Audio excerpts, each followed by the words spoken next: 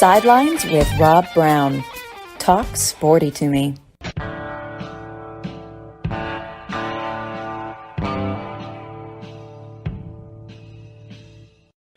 All right, welcome to Wednesday's College Football Basketball Blitz Sidelines. Rob Browne here with you, broadcasting live from the wonderful studios, one of the happiest places you can go, Red River Ford Toyota in Wynne, Arkansas.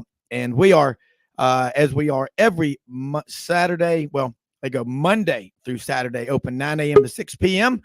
Service department open on Saturdays, 7 a.m. to 12:30 p.m. They got 25 service bays in there. They're great people to work with. Johanna, Austin Futrell, just good people that know how to fix cars, trucks, and SUVs. And go to their website, www.redriverfordtoyota.com. They have a lot of cars, trucks, and SUVs, over 700 used ones on that inventory. And, of course, the brand new ones, and they will deliver anywhere, okay? Got a lot to talk about today, the day before Thanksgiving. I don't care. Let me say this. 95% of life is showing up with a positive attitude, a full tank of gas, and 2 or 3 extra boxes of shells. And that's just the way it is. You show up with a positive attitude. What can I do to help? We've got a lot to be thankful for. We live in the greatest country in the world. America is not a nation with a government. It is a government that is lucky to have the greatest people in the history of the world. They work for us. Frank Duffy in the mountains of North Georgia is on with us right now. Mitch Davis of the MitchDavisShow.com. Jimmy Hodge up in Lake Zurich, Illinois. Get yourself a new map. I watched Tommy Boy the other night. Jimmy, when Jimmy's hat almost looked like JJ from Dynamite, or now Medicare and Medicaid commercials. You know, hey JJ, that hat, I love that hat. But we got a lot to talk about today in the next 2 hours, and we're going to cover a lot of bases. Segment.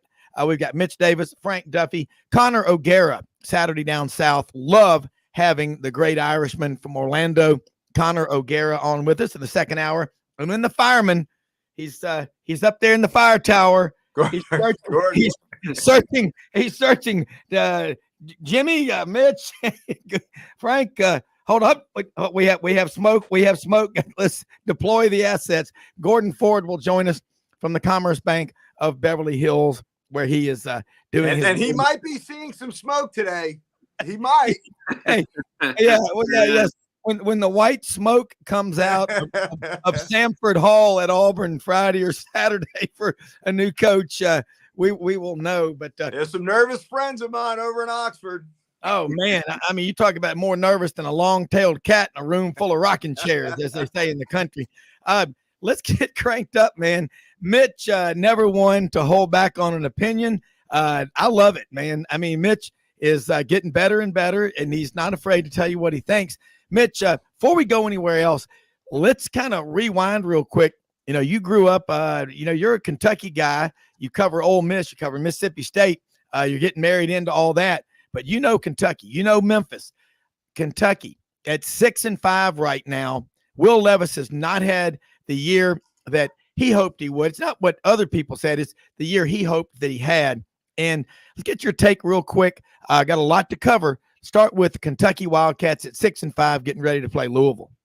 Hey, before I even start, I hope I'm allowed to do this, guys. Happy Egg Bowl week, guys. Happy Egg Bowl week. I really hope I was allowed to do that. I had that planned for the last 3 days, and I was like, you know what? I was getting a cowbell. I'm going to open up Sidelines with a cowbell ring to welcome in the Egg Bowl week. I'm excited. This is my first Egg Bowl week where I'm a Mississippi State guy. I was always neutral, but then I finally decided, I was like, you know what? I'm married into this. I'm married into Mississippi State. Yep. She has rooted for Kentucky. Good for you. Enough. It is time for me to ring that damn cowbell and be a Mississippi State guy for a couple days. And we had a great time down there a couple weeks ago for the Georgia game, and met a lot of great friends. And man, I'm excited about the Egg Bowl. As far as Kentucky goes, God, who knows? So Kentucky has completely wasted Will Levis. I mean, they have wasted Will Levis away. The offensive coordinator at Kentucky, I don't even know how to pronounce his name because it's such a Italian weird last name that I can't pronounce. I'm a Southern boy. And they have wasted him away. They have wasted Will Levis. They have wasted this year. And this year is a major disappointment, not only for Kentucky fans, but for Mark Stoops and the way that this program had so much momentum heading into the season.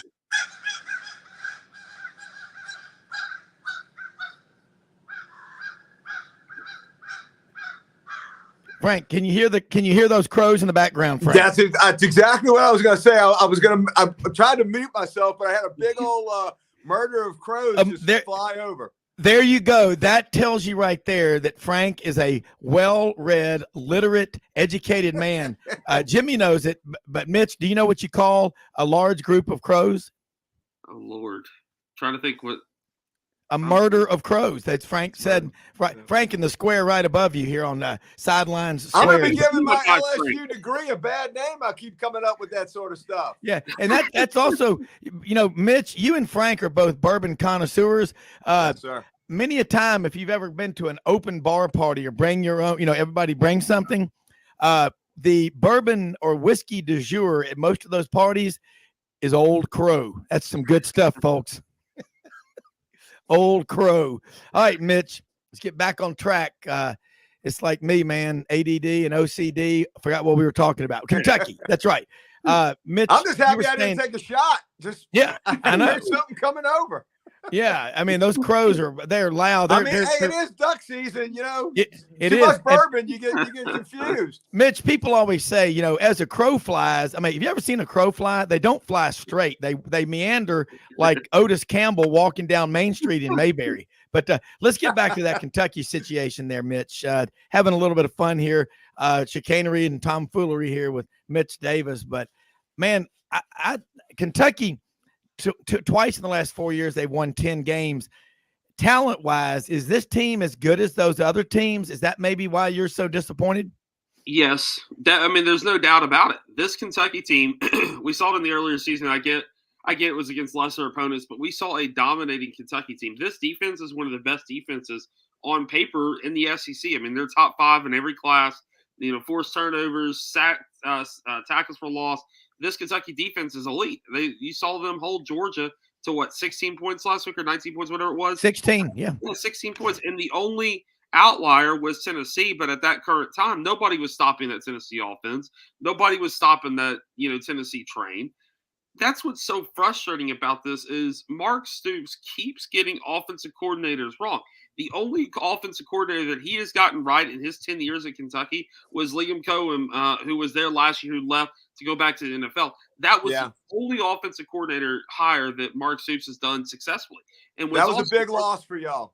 Yeah, it was a huge loss. And I know we're not talking basketball right now, but what's so frustrating as a Kentucky guy who's been around the programs for my entire life is to see the Kentucky athletics department the way that it is. It is not an elite athletics department right now. I mean, you look at basketball, Calipari refuses to make any type of changes. Calipari refuses to go along with the times. I mean, he is so far behind Mark Few. We saw that on Sunday night. So far behind Chris Beard. So far behind Rick Barnes. I mean, his philosophy on basketball is so far behind. Football is the same way. Football is so far behind because of stupid coordinating hires. I mean, Mark Stoops has done a wonderful job, and he's going to be at Kentucky for probably my entire life, and that's fine. I like Stoops. But he's got to learn how to make these offensive coordinators, defensive coordinator hires to make his job easier, because he can't get pissed off at the players if the offensive coordinator is the one calling the plays. It's just frustrating, and all around right now, as a Kentucky guy, grew up Kentucky guy, the athletics department at University of Kentucky right now is not where it needs to be and not where it should be. And honestly, I put that a lot on Mitch Barnhart, who has picked battles with not letting fans have alcohol in the stands and putting forth. Are you kidding me? No, he's like, that is. What's funny is there was a game a couple weeks ago. He was in Rupp Arena drinking a beer. He had a beer because it's only for the rich. And we are so far behind the NIL. Mitch, put your mask on, but I'm going to Florida to the beach. Jimmy, Frank, y'all want to go with me? Well, especially for a wet state like Kentucky. I mean, come on. A lot of their enterprise is based on liquor. How can they not have liquor games? It's crazy. This is an outrage. This shall not be allowed. No. Jimmy jumping here. And what have you heard about this? Mitch, I've never heard that. No, especially at Kentucky of all places. Yeah, I mean, especially when you're having a disappointing season. I mean, you've got to be able to, at least slip something in, if things start to go bad, at a this year moment's screams notice, for Woodford Reserve. In fact, this year could probably be sponsored by Woodford Reserve. I mean, Mitch, you got something going here.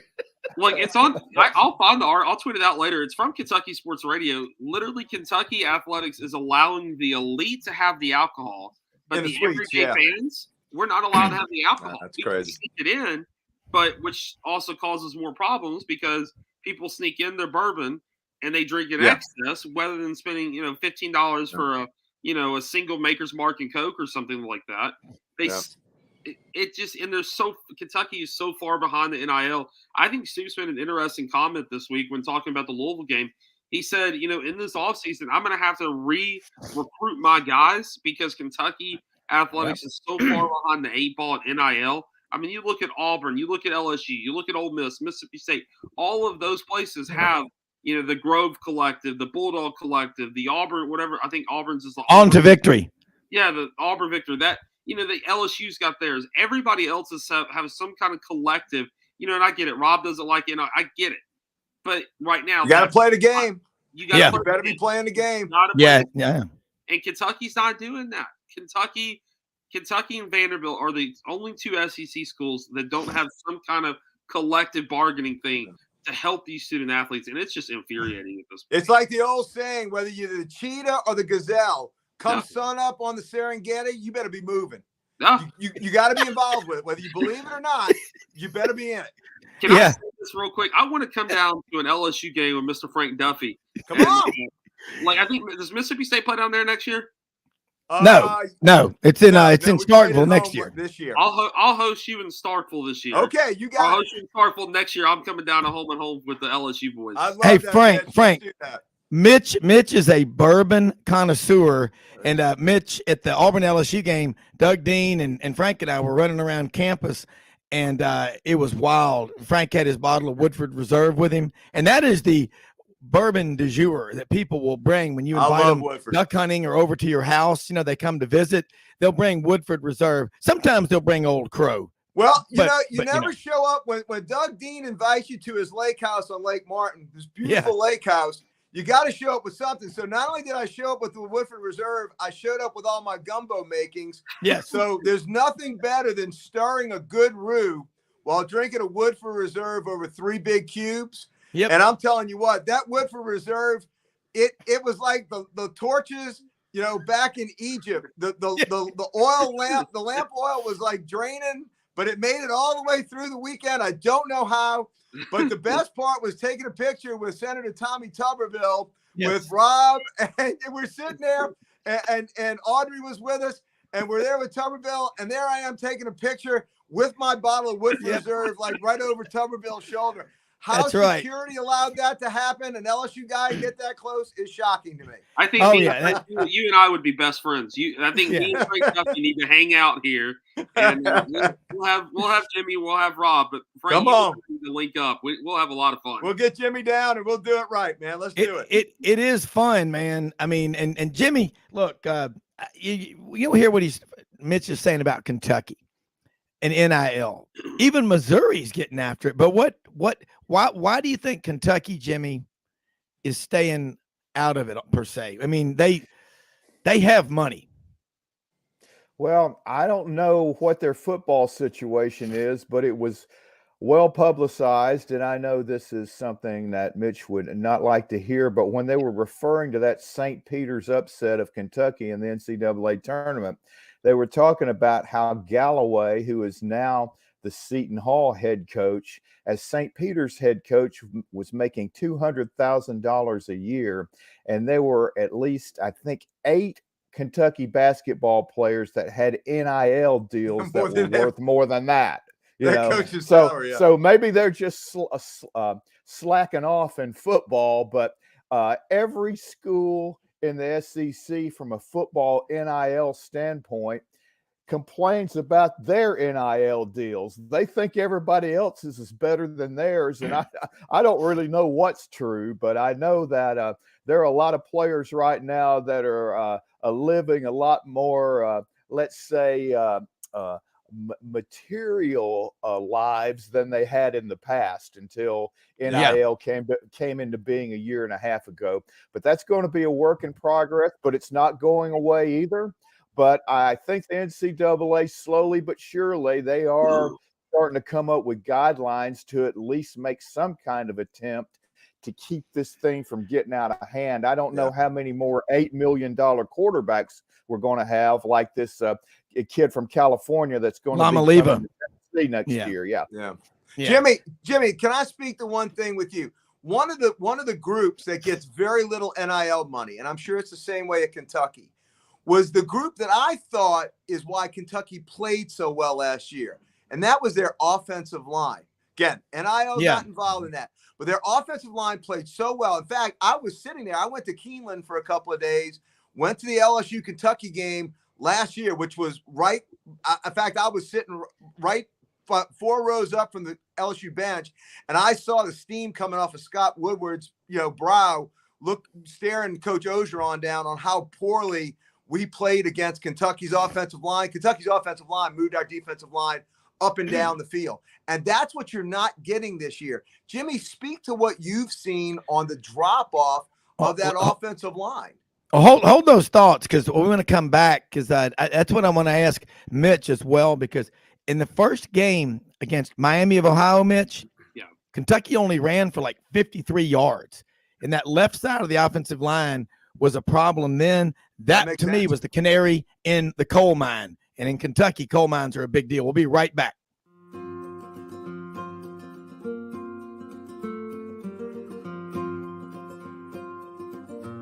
Hey everyone, my name is David Wisdom. And I'm Shelby McNeil, and we're attorneys with Haggard, Cleveland, Pierce, Thompson & Short, your local Auburn law firm. Established in 1959, right in the heart of Auburn, Haggard, Cleveland, Pierce, Thompson & Short has grown in response to our clients' legal needs. We're a full-service law firm focusing on the legal issues our clients face. We take pride in providing our clients with exceptional legal services, ongoing communication, and skilled representation. If you have any questions about our services, please give us a call or visit our website today.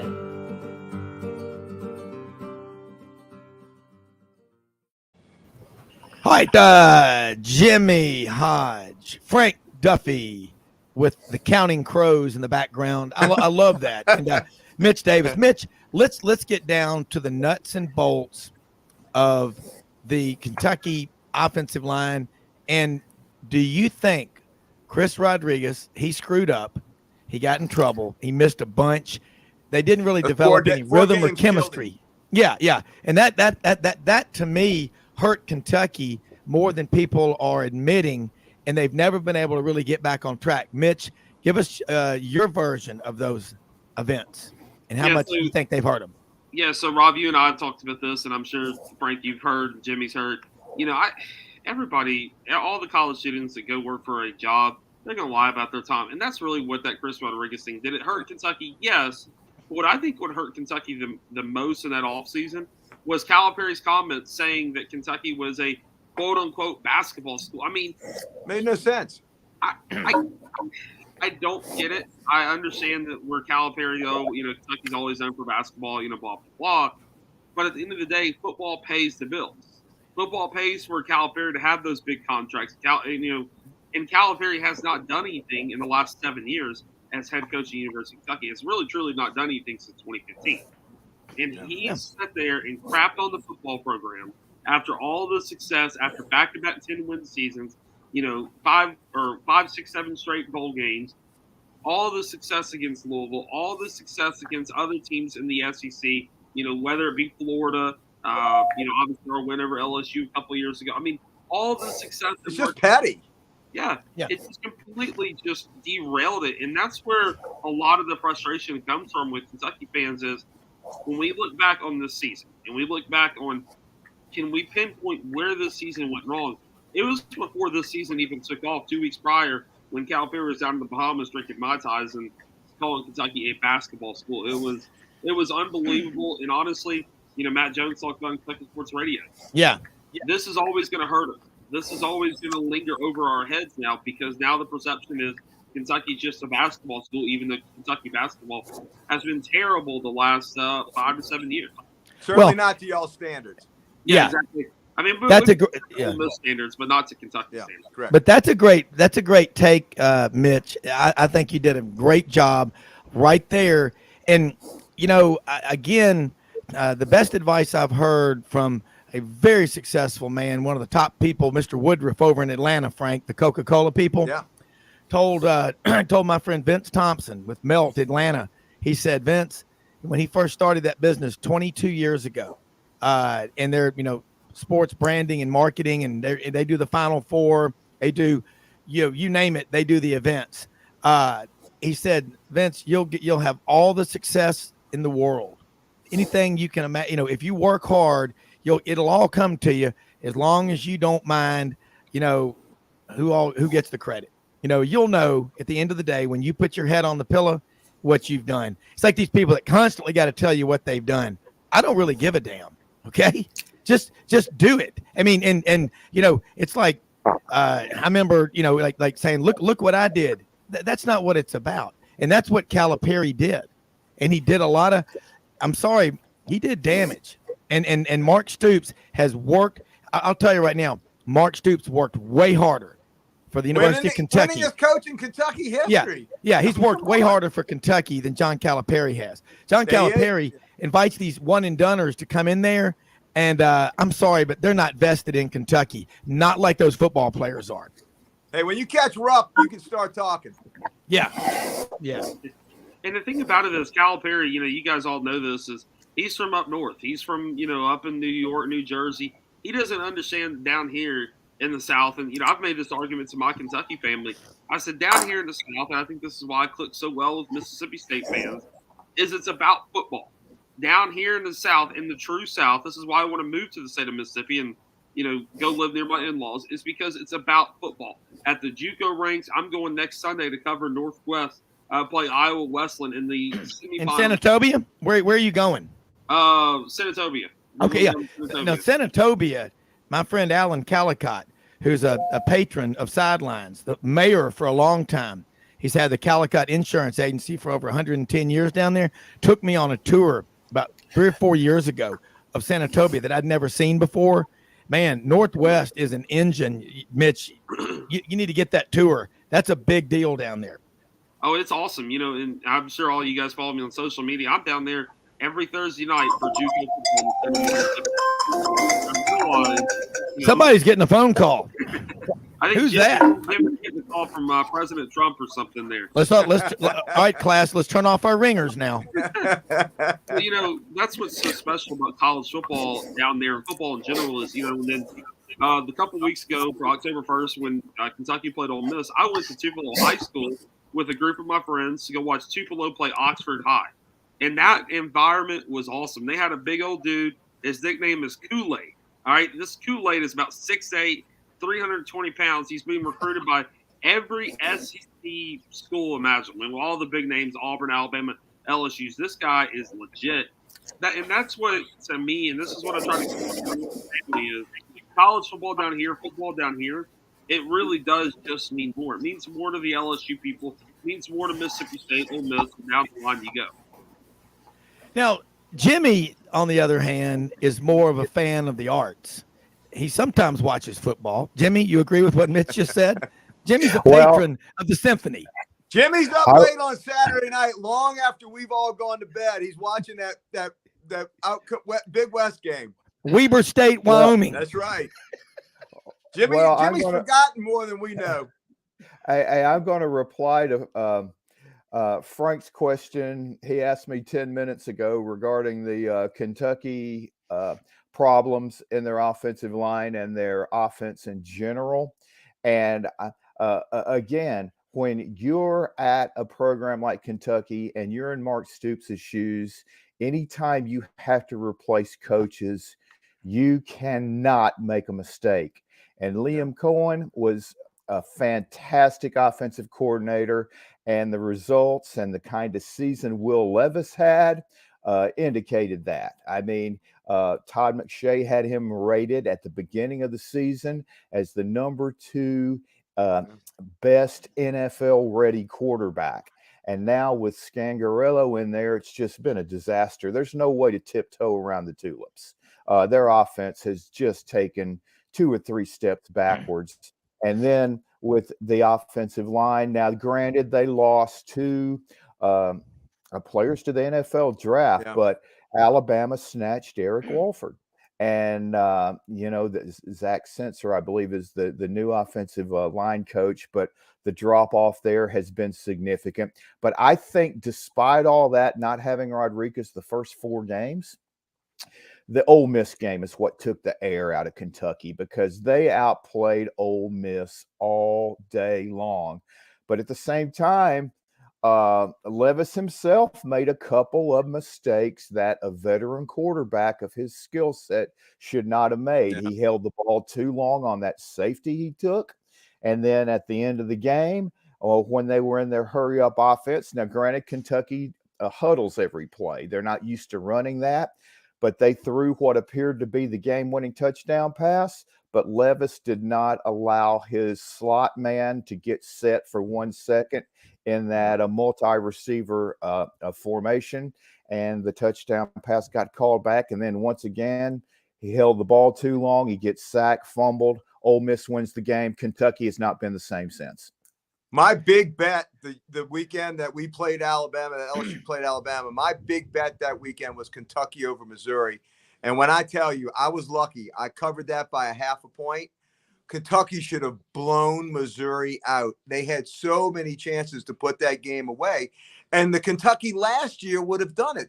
They'd have gotten Rodriguez going behind that offensive line, and they'd have run Missouri out of there. I mean, it's night and day, the two-year differences. It's crazy. Yeah.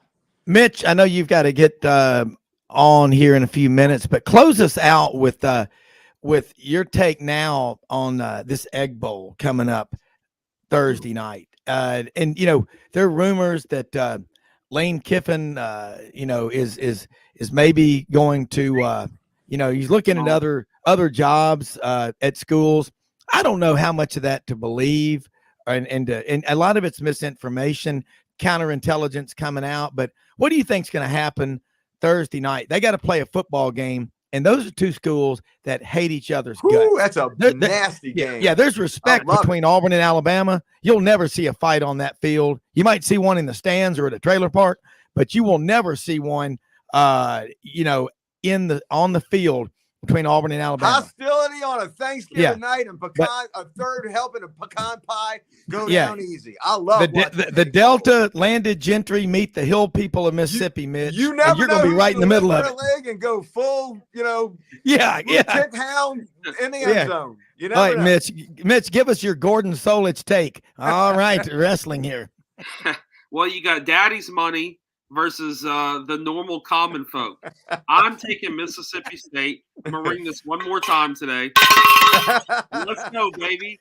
I think Mississippi State, Ole Miss is distracted. Ole Miss is – yeah, they are. They are on a track – or they're on a pathway now that they don't know their identity. Ole Miss has struggled all year long with their identity. They don't know who they are. And now that Lane Kiffin is quite literally out the door. I know, Rob, you're trying to be humble and you're trying to say no, Lane Kiffin's out the door. I have talked to all my Ole Miss people. They are preparing for the worst. Lane Kiffin's out the door. Where is he going? And he's heading east. He ain't heading west. He's heading east. He's heading somewhere around Lake Martin, I've heard. There's a little school down there. Hey, he might be drinking with us Woodford Reserve at Doug's place next year. He'll go to Stillwater's. Go to Stillwater's. You think he's leaving, Mitch? Mitch, you think he's leaving? Yeah, I do. I do. There's too much smoke. There's way too much smoke. I mean, when there's a smoke, there's a fire. I've got Mississippi State in this game. I've watched Mississippi State against Georgia. I've seen the vast improvements of Mississippi State this season. Last week, they scored 56 points. I know it was East Tennessee State. Defense looked really good doing it. Offense looked really good doing it. And, sometimes you look at Alabama. Alabama struggled against Austin Peay for the first half. Mississippi State did not do that against East Tennessee State. State goes into Oxford tomorrow night, gets the win. Mike Leach. I love Mike Leach. I know a lot of people don't, but Mississippi State fans have. Why would you not like Mike Leach? Oh, I know. A lot of these guys, Los Pirates, the pirate. I mean, God. Well, I mean, you got to. I hate to be like this towards because Ole Miss has treated me well, but Daddy's money. Yeah, they've treated you very well. The school up north, as Mississippi State fans like to call them. You've been completely brainwashed. Sound like the Buckeyes talking about Michigan, the school. Jimmy, jump in here and save this guy. Was that the school you said had the 7th best baseball program in the SEC after the SEC tournament? Yeah. Mitch, I was wondering if you ever heard the end of that, but in the regular season they did. Yeah, no, Mitch, I'll tell you what, Mitch, I don't know of anyone who goes to as many games as you do. And I mean, good Lord, in the last 4 years, I'm going to be conservative, Jimmy and Frank, when I say this. You have attended personally, in the flesh, more than 200 college basketball games. Is that fair to say? Closer to 300 now because of the last 2 seasons. Wow. All the football games and all the bowl games. I'm hopefully in talks with the Peach Bowl right now. Then obviously the AutoZone Liberty Bowl is my 5th year covering it. Music Bowl, planning on going to that this year. And depending on if they send Memphis to Birmingham, I will likely go down there for the day and go see Memphis play Southern Miss or whoever they play. And I just love the sport. I love meeting the people. And, it's funny, quick little backstory. So, last Saturday, or 2 Saturdays ago, Starkville, met a Tennessee fan at a tailgate. Yeah. We became best friends. We were drinking Benchmark bourbon made by Buffalo Trace. Yeah. Good mixing bourbon, by the way. I've been to that distillery. Oh, I love it. Yeah. And we were talking, and we have literally became best friends. We're going to Grizzlies games together now. We're, hanging out outside of football, and that's just what SEC football means to me. And, obviously I have my rivals. I have Tennessee and I have Ole Miss, obviously. But at the end of the day, I've still got friends on both sides of the spectrum. I mean, you look at Gordon Ford. Gordon's a good friend of mine, a mentor to me, and I love him very dearly. And on the Tennessee side, I've got a lot of family that I probably won't talk to this Thanksgiving because they'll talk about Kentucky getting blown out. I don't want to bring that up. Hey, I got Audrey. Audrey Vol for life, man. I love Miss Audrey. I like Miss Audrey. But Miss Audrey, I like. I got to say, I like her better. You know the great line in that song that Waylon Jennings did called "The Conversation" about Hank Williams. He sure did love Miss Audrey and Raising Hell, and that's Audrey here. Vol. Mitch, I got to tell you something.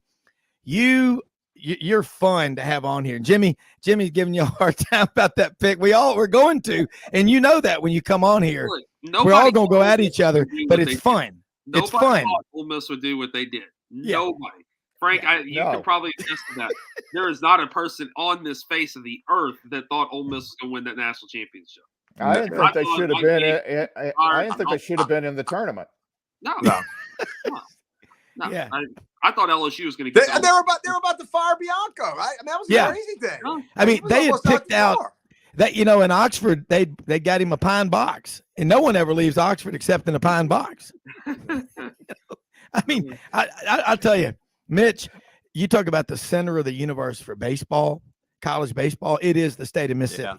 I tell you what else: 17 junior colleges, and that JUCO ball in the state of Mississippi. If you can carve out a niche and be the guy that knows junior college, that's just going to add even more value to what you bring to the table. But, man, I love having you on this show. We're going to go to a break here in a second. And tell people how they can follow you. You do a great job. We got about a minute. And have a happy Thanksgiving, and we'll be back on with you next week. But this has been a lot of fun. Love having your take. Thank y'all so much for having me on. It's always an honor to talk with you guys. Follow me, themitchdavisshow.com. And in case Twitter crashes, because the Democrats or the liberals want to crash it, I hate to throw that out there, but you follow me, Mitch Davis _8. I'm talking to Harold Grader today, talking on the podcast, talking about the AutoZone Liberty Bowl. He's a good friend of mine, talking about teams they're looking at.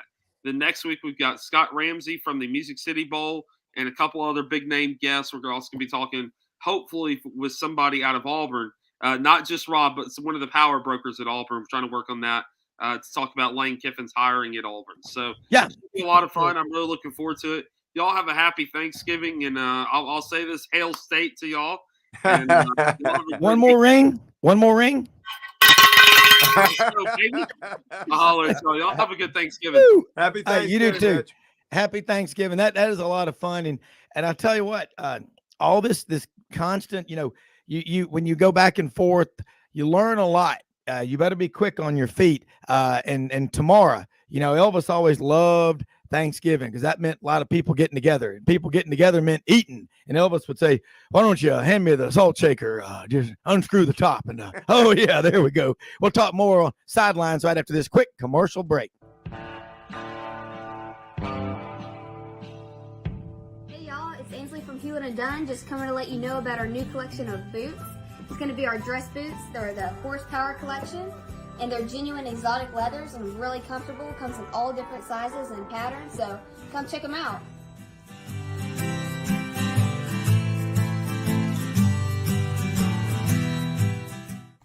Red River Ford and Toyota, located in Wynne, Arkansas. If you're in the market for a new or used car, truck, or SUV, call, go online, or drop by and see them.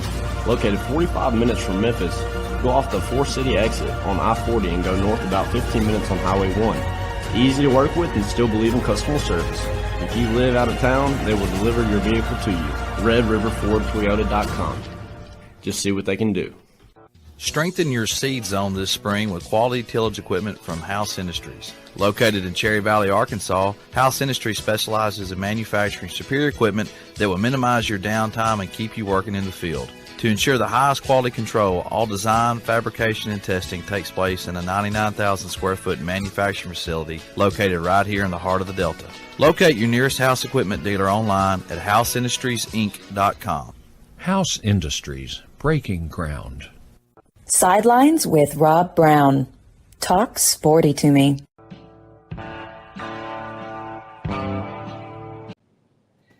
All right, Rob Browne back with Jimmy Hodge, Frank Duffy, and the murder of crows in the background. We're broadcasting live from Red River Ford Toyota in Wynne, Arkansas. And yesterday, Audrey and I went out to Hewlett & Dunn Boot and Clothing Company on the historic square in Collierville, Tennessee. One of the coolest squares you'll ever see. Take that, Dodge City. Take that, Tombstone, Arizona. Man, they got some cool stuff out there. They've got so dang many boots out there. And that young lady that you see on that commercial with the boots, come check them out. Ainsley is a student at Auburn. Her mom and dad went to Auburn and lives up in Collierville, Tennessee. But they have some unbelievable stuff. They'll start the new hours till 7 o'clock at night, Black Friday starting everything. And they'll be also opened on Sundays as well. Check them out, HewlettandDunn.com. They are the second largest Filson dealer in the Southeast United States of America. They've got Old South clothing. They got STS. They've got Ariat. They've got the Wrangler. They got the Devil Dog jeans. If you're a 34, you wear a 32, so you automatically feel better when you put those pants on. I don't know if it's an optical illusion or not. We'll see what Junior Samples looks like in a pair of those things from Hee Haw. That's BR549. But all right, let's get going here. A lot of college football games, big rivalries. And Jimmy and Frank, that was fun talking with Mitch Davis. I got to say, Frank, a lot of people, and I was watching Roman Harper and Matt Stinchcomb and Alyssa Lang last night on SEC Network, the Color TV, and down in at the Cherry Farm. And it was fun to get Roman's take on these top rivalries. He, of course, had the Iron Bowl at the top. He's from Prattville, Alabama, played at Alabama. Yep. I got to ask you, LSU, it's to me kind of crazy. There's even a question that if they win out and they're 11-2, that they make the college football playoff. I mean, can I say outrage is an understatement? Yeah, that's going to happen. There's no way we don't get in if we win out. If we beat Georgia at number 1 and we're the SEC champion, there's no way they could keep us out of there. And something interesting, of course, happened when Tennessee lost. LSU moved up to the number 5 spot. Well, you got to think. I think Ohio State's going to beat Michigan from what I've seen leading up to this game. So Michigan's going to definitely drop behind us. There's no way they're going to put a number 1, one-loss Michigan team behind us, not with the schedule that they've played. So I see Michigan dropping behind us, maybe even dropping behind SC. And if that's the case, if we're on the inside of the velvet ropes at number 4, and then we do beat Georgia, there's no way they're going to keep us out. And I think Georgia stays in as well, along with Ohio State, if Ohio State does beat Michigan, and TCU will probably win out. I mean, Baylor blew that game. Baylor should have beat TCU. That was horrible coaching by Aranda and Jeff Grimes going down the stretch. They played not to lose, and they wound up losing. So that would be the four that I would see would be in. Of course, we might have to talk to our buddy Bill Hancock. In fact, by the way, I was having lunch at the Bienville Club yesterday with Jay Batt, who's on the Sugar Bowl committee, and he knows Bill very well. So I told Jay I would tell Bill hi here on the show today from his buddy Jay Batt at the Sugar Bowl committee. But yeah, there's no way they would be able to keep LSU out. I would be shocked if that was the case. And I don't see USC leapfrogging us, not being the champion of the SEC. No. And Jimmy, I got to ask you something. Is there any traction? You think there's any legs to that story about UCLA being forced possibly by the state of California, by Governor Newsom out there, the greaser, that they're trying to force UCLA to stay in the Pac-12? And if that happens, then Oregon and Washington would be taken away by the Big Ten and basically kill the Pac-12. I mean, are they in a lose-lose situation? Is there how are they going to save that conference? I don't want to see the Pac-12 fold, but they're not helping themselves. And Governor Newsom, the greaser, isn't helping either. Well, the boy toy is not at the top of this. It's actually the University of California Board of Regents. But isn't he on top of that? But doesn't he chair that? Yeah, he's kind of let's just say he sets the appointments. Yeah, he's a figurehead. Calling the shots. Gotcha. Yeah. Okay. It's on December 14th, the University of California Board of Regents are going to vote on whether they are going to allow UCLA to leave, and that is real. If they vote no, they are not going. This could be one of the biggest developments in college athletics in decades, because this was a kind of under the radar. I don't know if it's a law you would call it, or it's in their guidelines in regard to how the University of California operates their universities. But this is real. As a matter of fact, they originally were going to have the vote last week, and they postponed it till December 14th. So if they vote and do not allow UCLA to leave to go to the Big Ten, they're not going. And that means, and Jimmy, you saw this. You telegraphed us on the show about a month or so ago. No, it's farther than that. It was 2 months ago. You saw it way was back. coming. Yeah, because the state of California, Southern Cal's a private university. And you know what's so ironic about this? Do you guys know who the head or the chancellor of the University of California system is?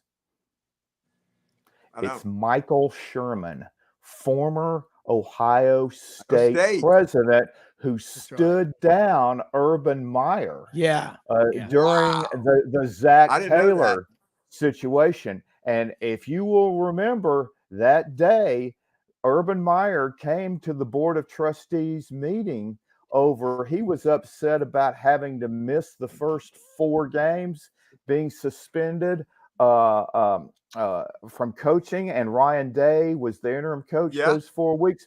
Well, they had that showdown, and the Board of Trustees, a big majority, was willing to give Urban a slap on the wrist and just reprimand him. Michael Sherman came into that meeting. He wanted Urban gone. He stood the line. And he basically said, it's him or me. And Urban backed down. And in fact, he called Shelley in late in the afternoon because he thought this was going to be rubber stamped. He was going to be out of there by 1 p.m.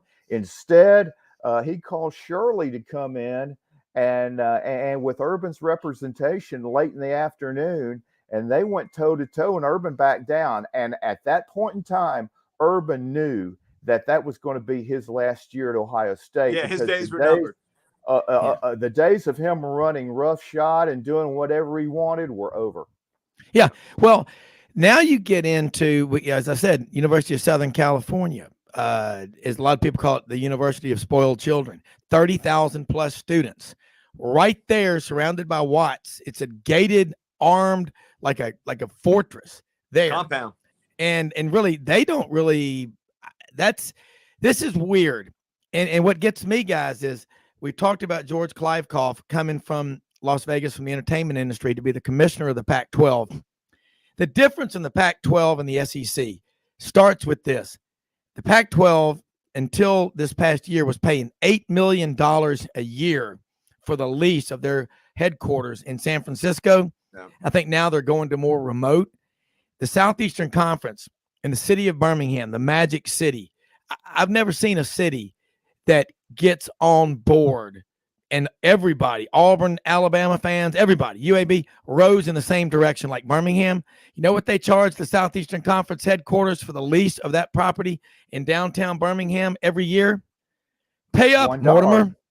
$1. Smart. I mean, it's $1. Yeah. And they make it welcome them to, and then you got the Monday Morning Birmingham Quarterback Club, which, by the way, guys, their goal this year was $1.24 million in fundraising. I believe they are now at $1.5 million. And one of my pledges that I helped to mentor and great kid, Tom Mildrum from Clayton, Alabama. That's Barber County near Eufaula. He's one of the Heisman winners. I mean, great. They're great people down there, and they will in that Birmingham Bowl. I don't care who's playing.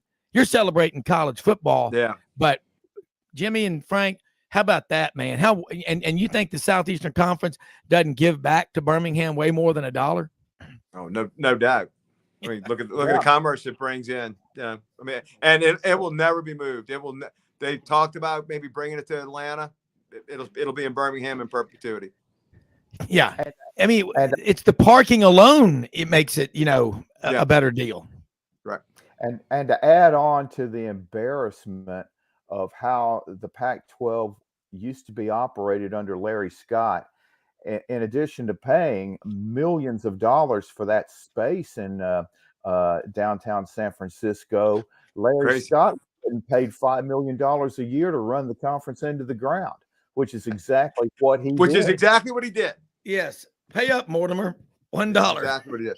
Well, you can bet if they keep UCLA, the Big Ten punitively, they're going to go after Oregon and UW fast. Yeah. Well, here's a question for you, Jimmy. I'll throw it at you. Counselor, is that you out there? Counselor, come Jimmy. Out. Yeah, come out wherever you are. Steve Phelan listening. But this is what's crazy is if you look at the Pac-12 and look at the money Phil Knight has given to the University of Oregon and Nike, they're what they are to college and pro sports. Up to this point, with all that money and influence, Phil Knight has not been able to get Oregon into the Big Ten if that's what he wants to do. This kind of a move coming up December 14th, Jimmy, you think it's that big where we can have a seismic shift like Oregon and Washington? If those two leave, the Pac-12 is on life support. Well, USC can still leave because they're a private school. I know. So they're not under the guidelines of the University of California system, but I see it very unlikely that USC would leave without UCLA. I think they're peas in a pod here. I could be wrong, but if the Big Ten doesn't get the two LA schools, man, I just don't know. I mean, and I think George Kliavkoff, this guy he's very innovative. And I honestly think had he gotten that job a year earlier, we wouldn't have had this discussion, because I think he went to work really quickly. He just didn't quite have enough time, to get to know the lay of the land. I mean, this is a guy that created Hulu, He is a media savant, and he would have gotten this TV contract situation remedied in a hurry. So really the next red letter date is December 14th to find out. And he did put his finger. And he did put his finger in the dike once that news got out about USC and UCLA. That could have been a run on the bank.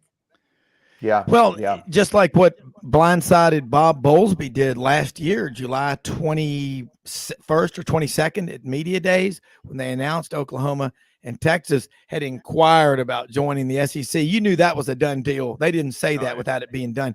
But immediately getting Brigham Young, Dr. Pepper sales went through the roof after that one. And then Cincinnati, Central Florida, and Houston. And I'm telling you, Houston isn't in there because they draw a lot of people to their games. A lot of times there are more people in Walmart than there are at a Houston home football game. The market. Yeah, it's the market. It's what's that? Number 3 or 4 market in the country. Largest, yeah. So, man, this is a crazy scenario, Jimmy. Well, it's a really tough situation for schools that are in professional sports markets. I mean, the pro sports teams take all the air out of the room. And unless you're winning big every single year, I mean, if you're Pitt, you're Northwestern, you're it takes a rare one-off. It really does. Georgia Tech, I mean, Houston, I mean, SMU, Miami. Yeah, Miami, TCU, even Temple. If you're having the type of year TCU has, they still Fordham. have to fight. Okay. But anyway, you get the message. But even TCU, the year they have, the Cowboys are having a big year. So even in a year like this, they kind of just get drowned out. Except, when at least they get Saturdays to themselves. But it's a struggle in those major markets. And let's face it, out west, even the pro teams have a hard time ginning up interest. Even in a place like SoFi, I mean, some of the Charger games it's pitiful. It is. So, it's awful. MJ, Michael Jordan, was talking about a few years ago over in Stuttgart. Speaking of the Cowboys, they had the Duck Gumbo Championship and the Duck Calling Contest in Stuttgart, and it's unbelievable. It's going on. Starts this week. It goes in through Saturday night. I don't know. It was about 8-10 years ago. MJ said they were there, and that event was crazy. All of a sudden, here comes all these black SUVs and this escort with all these cops and everything. And it was Jerry Jones with as he says it, the Dallas Cowboys cheerleaders came to Stuttgart. He said, man, nobody wanted to leave. MJ said, man, there were people in there messed up as lab rats and that going, holy cow. But I mean, I'll tell you one thing. I grew up, Jimmy, I'm with you. I grew up with my mom and dad and Susan and Elizabeth and me watching. And by the way, happy anniversary to my mom and dad yesterday. 64 years of being married. Yeah, and we celebrated with them last night. You know what kind of sweatshirt my old man was wearing at 94? It said API, Alabama Polytechnic Institute. That's awesome. What his diploma says when he graduated in 18 March 1954. But, you just think about just the Cowboys, man. I grew up, my mom's 2 favorite coaches ever in pro football are Tom Landry and Dick Vermeil. There's a famous picture of those two with their wives and their full-length mink fur coats. That is what I grew up thinking of with pro sports, is the Cowboys. And in Memphis, it was the Cowboys or the Saints. And then I pull for any team, with an Auburn guy on there. But God, Jimmy, you're a Cowboys. They're in a franchise. Hey, Man United, Arsenal. There's nothing in the world like the Cowboys. Is there, Jimmy and Frank? Is there? And the Saints. Don't forget the Saints. Who dat? I was at the NFC Championship game when they won their last Super Bowl, when they beat the Packers at Texas Stadium. It's the only NFL game I've ever gone to, Frank, in which you would have thought you were at a college game. I mean, hold those thoughts, Jimmy, because we're going to take a quick break, because you're right. Unbelievable atmosphere in the Packers Cowboys. We'll be right back.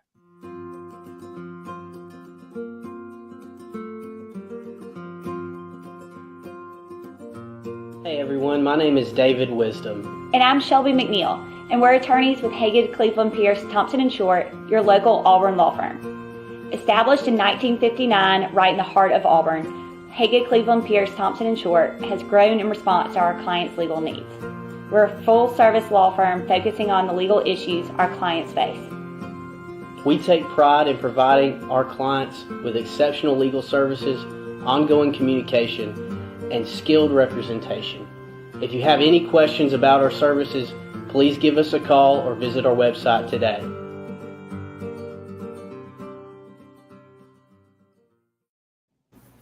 Jimmy, I want to hear more about that. You're talking about, I think the murder of crows got Frank Duffy. He's gone.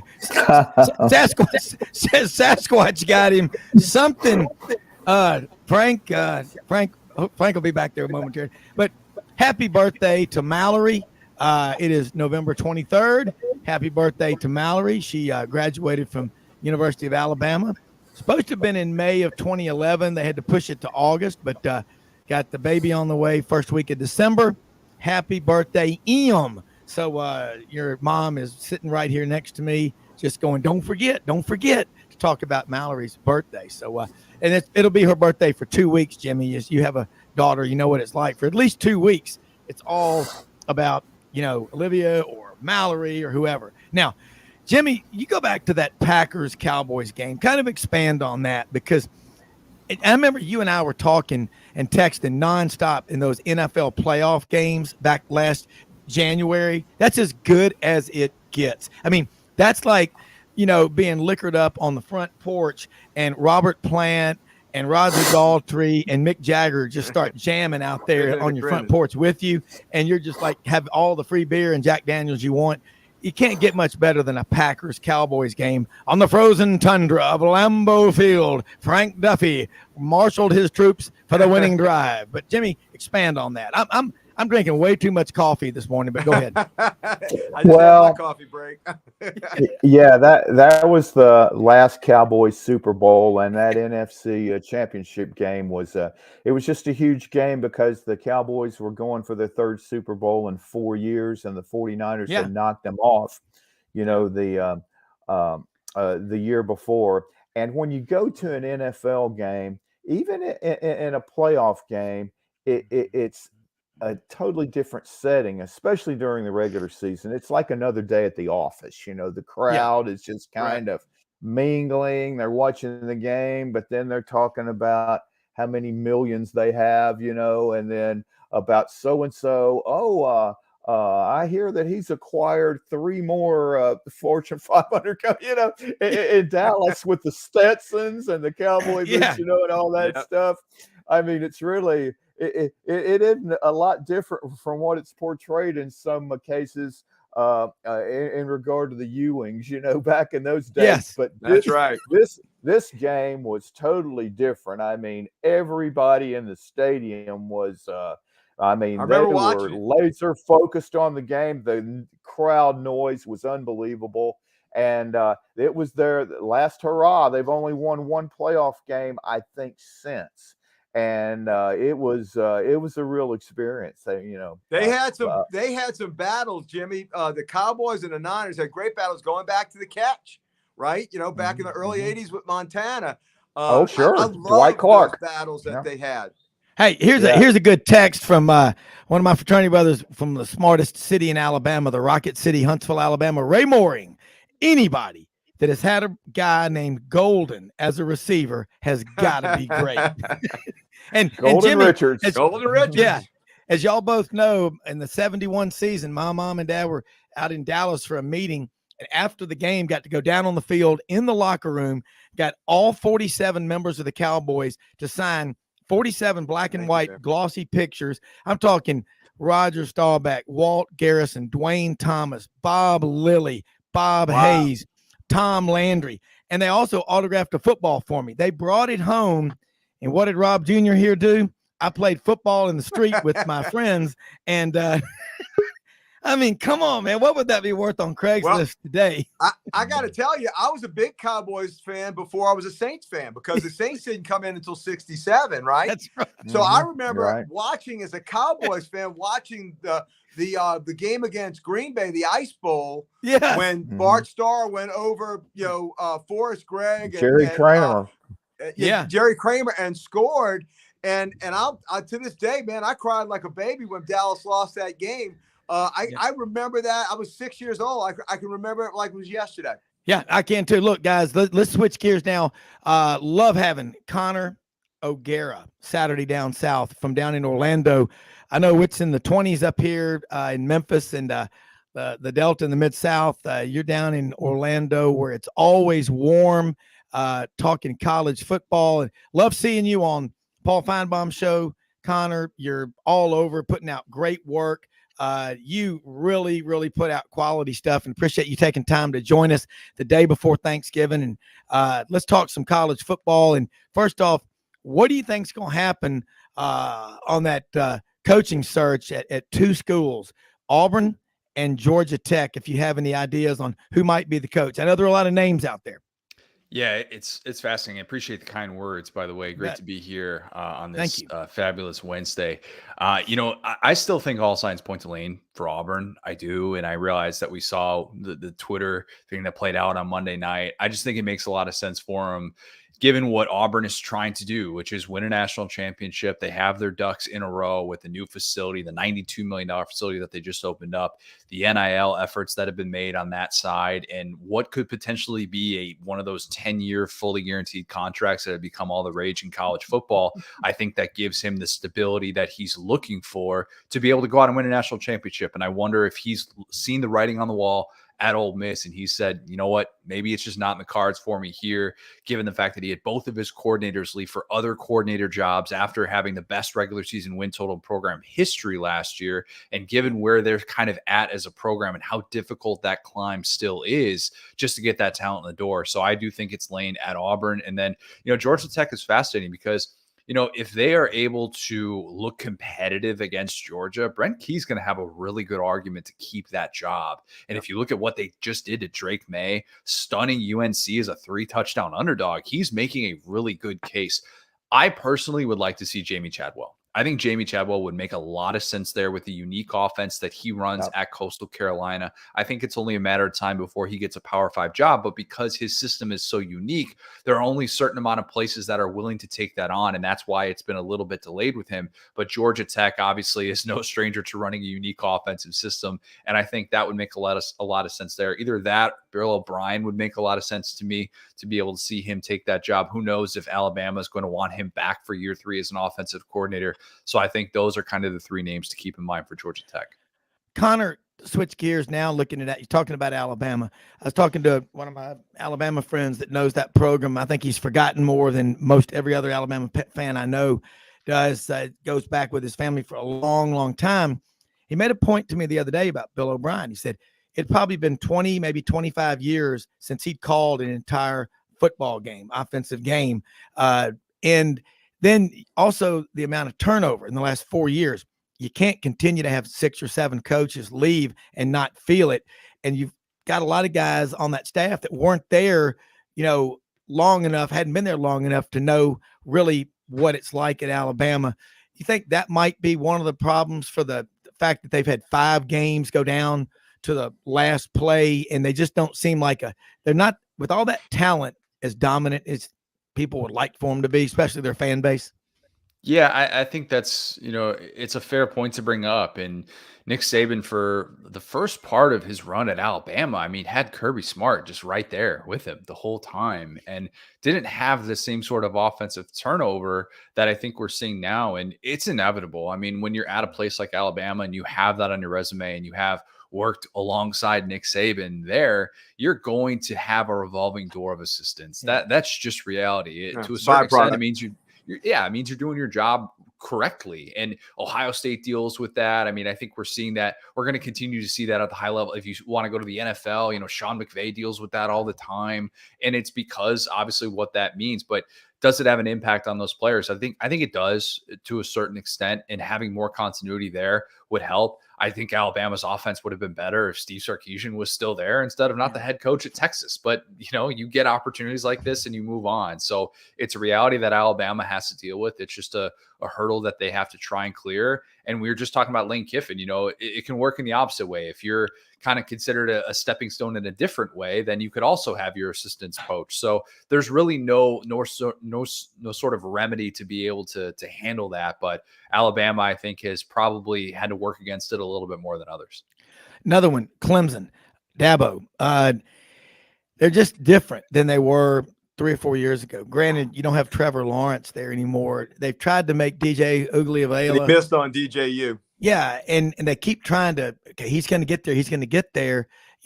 I'm of the opinion and the belief if a dog will bite, he'll do it when he's a pup. I don't know if it's ever going to happen there, but what's the state of the Clemson program as you see it? I mean, granted, they've got one loss and stuff, but they are considered one of the top 4 or 5 programs right now.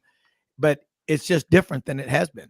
DJ Uiagalelei, which, by the way, continuing to crush that pronunciation, I am no big deal. I'm proud of you. I practiced that a lot. I'm terrible. I practiced it a lot before 2021. You have a touch of the blarney, my Irish friend. Thank you very much. Yeah, look, I think he has become a microcosm for Clemson in these struggles that they've had the last 2 years, in that they have always been able to move on to the next quarterback and find a way to still have success. Because, we talk about Deshaun Watson, we talk about Trevor Lawrence, we forget they were the number 1 seed in the playoff in 2017 with Kelly Bryant. So with 3 different quarterbacks during this run, they've been really, really good. But the problem, I think, is that in this day and age, it's adapt or die. Dabo doesn't come off like a coach that is willing to abandon his principles, which right now, that's staring him right in the face. Does he want to use the transfer portal or does he not? Because you're watching teams like Alabama and Ohio State and USC now use the transfer portal to their benefit to be able to deal with certain roster issues. And I know Kirby Smart said afterwards, after the Tennessee game, talking about, how they did it the right way and they're developing in-house and doing all those different things. But even Kirby Smart, they had Darian Kendrick last year in the national championship. They had Lawrence Cager a couple years ago from Miami. So everybody's using the transfer portal except Clemson. So at what point does it get to when you realize, all right, we need to finally make this happen because we're hurting ourselves by doing this? I think that's the biggest issue of frustration. I think their path to the playoff is still very, very narrow because even UNC, that win potentially doesn't look as good as it could be in the ACC championship. So it's an uphill climb, I think, for Clemson right now to be one of those 4 best teams in college football. Jimmy, jump in here with questions. We'll keep them quick so we can keep the momentum going. And Connor, this is I like your take on everything so far. You're batting 1,000 with what I was thinking. So, Jimmy, I've just never been sold on Clemson. I mean, I've seen them play 5 or 6 times, and I haven't been impressed in any game. I mean, that Syracuse game, that was a bad Syracuse team, and they were outplayed at Death Valley pretty much all day long. And I think they just benefit from playing in a weak league, to be truthful. I do think that Florida State and UNC are showing signs of, being able to challenge them. But I can't help but ask this question all the time on a neutral field. And when that first playoff ranking came out, Clemson was 4th. I'm going, would Clemson be the 5th best team in the SEC? Could they beat Georgia? Could they beat Alabama? Could they beat LSU? Could they beat Ole Miss on a neutral field? And I don't think they could beat any of those teams on a neutral field, but they have taken full advantage of that, and rightfully so, and they have a great opening to the playoff to me every year. But Dabo also, he doesn't make as many scholarship offers to high school players, nearly as many as other Power 5 schools, and they did not have a portal player this year. They had one, I think, and then I don't think Georgia has a single portal player on this roster. So everybody does things differently. But I just watch them, and you know how big on the committee coaches are with the eye test. And man, they're not a big eye test team, and I'm just curious to see. I think South Carolina if South Carolina plays like they did Saturday night, they could very well come in there and get it done at Death Valley, because that offense could score points. And it's almost like the coaches went back and studied tapes, and they almost stole Tennessee's offense, because they didn't run that same offensive scheme in Gainesville 7 days earlier.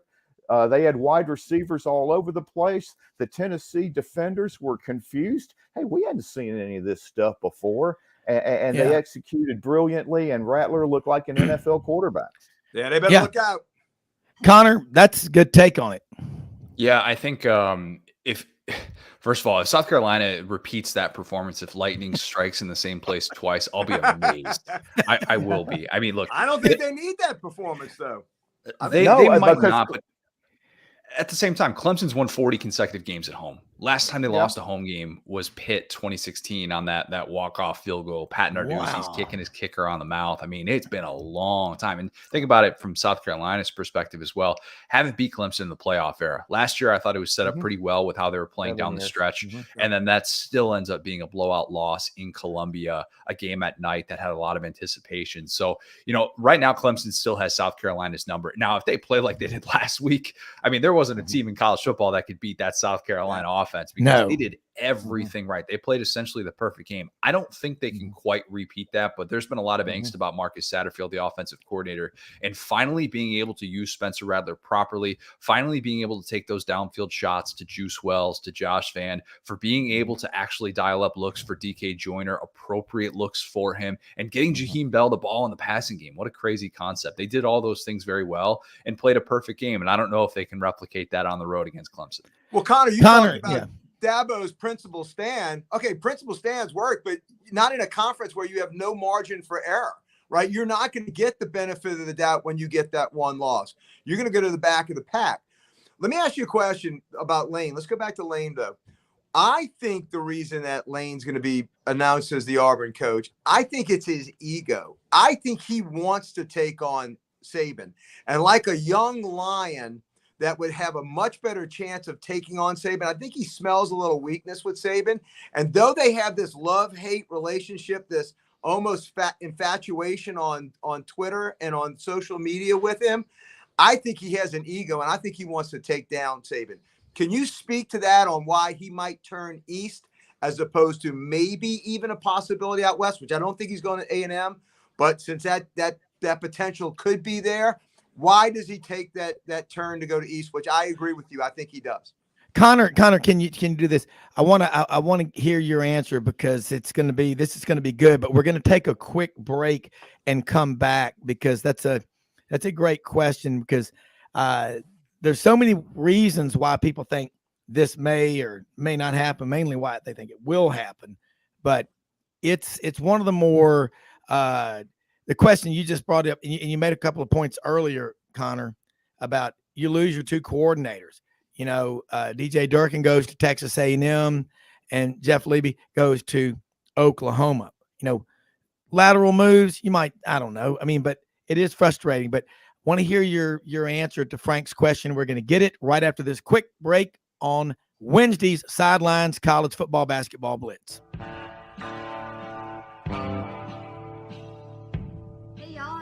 From Hewlett & Dunn, just coming to let you know about our new collection of boots. It's going to be our dress boots. They're the horsepower collection, and they're genuine exotic leathers and really comfortable. Comes in all different sizes and patterns, so come check them out.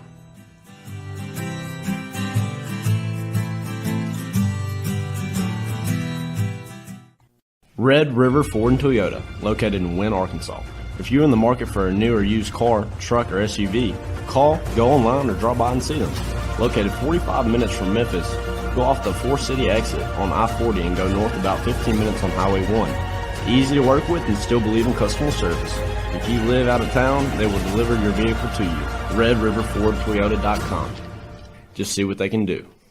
Strengthen your seed zone this spring with quality tillage equipment from House Industries. Located in Cherry Valley, Arkansas, House Industries specializes in manufacturing superior equipment that will minimize your downtime and keep you working in the field. To ensure the highest quality control, all design, fabrication, and testing takes place in a 99,000 square foot manufacturing facility located right here in the heart of the Delta. Locate your nearest House Equipment dealer online at houseindustriesinc.com. House Industries, breaking ground. Sidelines with Rob Browne. Talk sporty to me.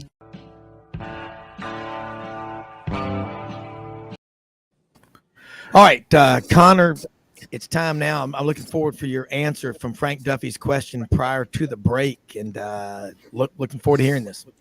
Okay, so Lane is in a spot right now where if you're thinking about what do I have to do to win a national championship, I think that's what's dictating Lane's next move. I don't think it's money. I think ego is part of that, absolutely, but I think that he is making this next move to say, I want to win a national championship. I want to be one of the best coaches in the sport. I want to get back on that track that I was on a decade ago, wherein he was the number one team in the country starting off at USC in 2012. Then they fall apart. Of course, a year later is the tarmac incident and all that. He wants to get back to that level. And I think that his ultimate goal and what he spent the last 9 years of his career doing is trying to get to a level where he would be coveted at a place that can actually win a national championship. Because despite what a lot of fan bases want to believe, there's only a certain amount of programs that can win a national championship. That's reality. Do you feel like you can actually do that at Ole Miss, or do you feel like already you have maximized your powers and you're not going to be able to get those NIL ducks in a row? So if you're going to win a national championship, you're going to have to get through Nick Saban and you're going to have to get through Kirby Smart anyways. So yeah, you would have to play them twice annually at a place like Auburn. You're probably going to have to play them twice, even if you are to win a national championship at Ole Miss. So that's the interesting thing that I keep coming back to is, well, you're going to have to get through those guys anyway if you're going to be an SEC national champion that doesn't come from Georgia or Alabama. Look at 2019 LSU. That's what they had to do as well. So if you're thinking, what's the best place for me to be able to do that? Is it Auburn or is it Ole Miss? I think that's what it comes down to. Might as well have more resources. Yeah. And you've got, Connor, what is your, up to this point, the team, the program that's the biggest surprise, biggest disappointment, and biggest surprise in terms of success for the 22 college football season? This is easy. The biggest disappointment was A&M. It's not close. I mean, A&M's the worst team in the SEC. Like, they're preseason number 6, and they are without a doubt the worst football team in the SEC.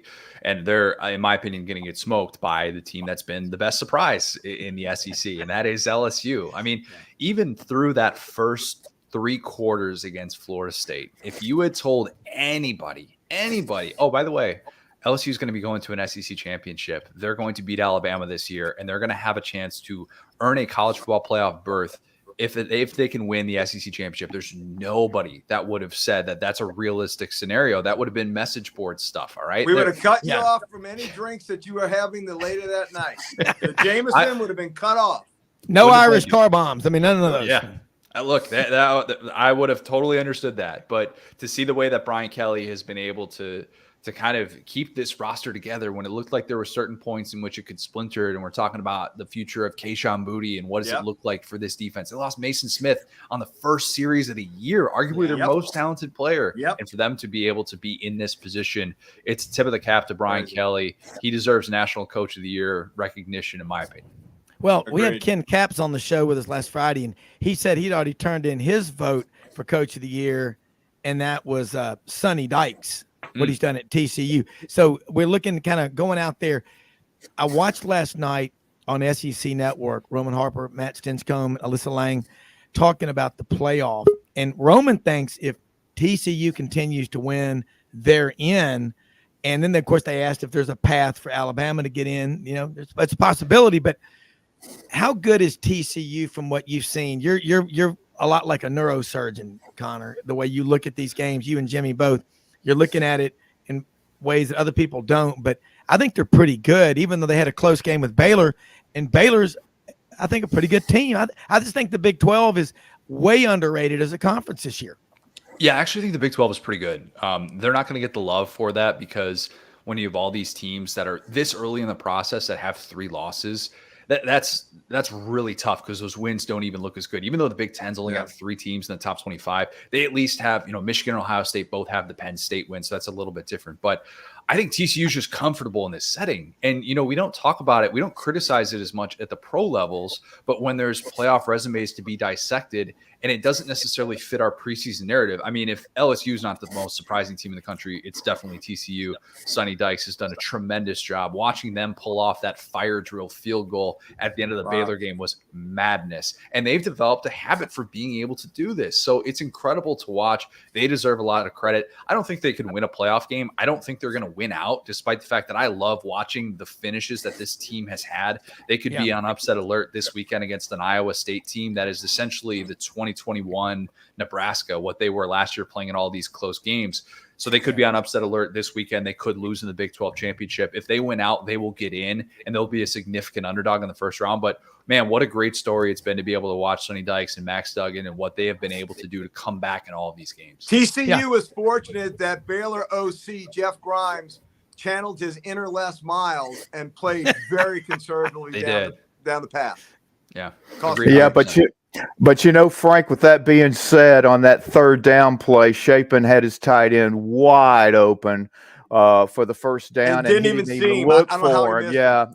And You could've decided walked to him run it, first. and they didn't make it, and TCU got the ball back. But I think what Lance Leipold has done at Kansas is just absolutely remarkable. They're going to be going to a bowl game, and had they not lost their quarterback, Daniels, in that TCU game, they very well could have won that game, and they could be looking at 8 or 9 wins right now. And by the way, he just agreed to a contract extension with the Jayhawks last night, so he's off the market at Nebraska and Wisconsin. And but real quickly, Connor, I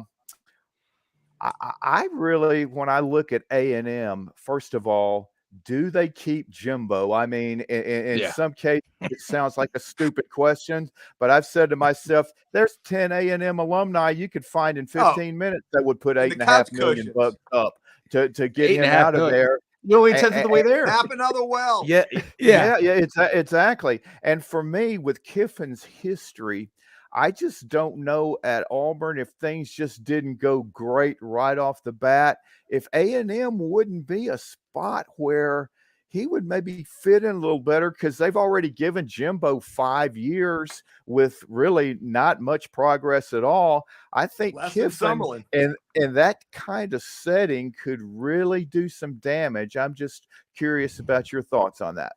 If Jimbo's buyout was a tenth of what it is, I would agree with you. And I would say that makes a lot of sense. The problem is, and I keep these numbers literally sitting on my desk right here, the Jimbo Fisher buyout numbers, just in case I ever get impulsive. $83 million. Yeah. I mean, full Dr. Evil. You want to pay him less than $50 million, you got to wait till after 2026. I know there's a lot of money in College Station. I know there is. But man, that is just absurd. We talk about the Gus Malzahn buyout. That's $21.5 million, 4 times that. So that's why the amount of money that you would have to commit to Lane just to get him over there. Timing is everything with these things. In a perfect world, in an NCAA football world, that would make a lot of sense. But in this world with the buyouts that would potentially be on the table for Jimbo Fisher and his staff, I couldn't see something like that happening, despite the fact that I do agree. I think he'd be a really interesting culture fit there. Charlene, check the hat band on my Stetson. See if that's right. $3 million lying around in there. Yeah, let's see what we got here. Foghorn Leghorn. Back off, boys. You're bothering me. Connor, let's head down south to Dade County, to the dumpster fire. Miami football program. You've got Luis Rojas giving out NIL money like they do at A&M, like Halloween candy. Right. And I just think that if you get a bunch of guys there that are more, look, we all want to make money. It's what makes the grass grow. But if you get guys that are there that aren't committed to the brand and vested, it's tough to win. But you can't argue Mario Cristobal's record and track record as a recruiter. Twice at Alabama, from 13 to 16, National Recruiter of the Year.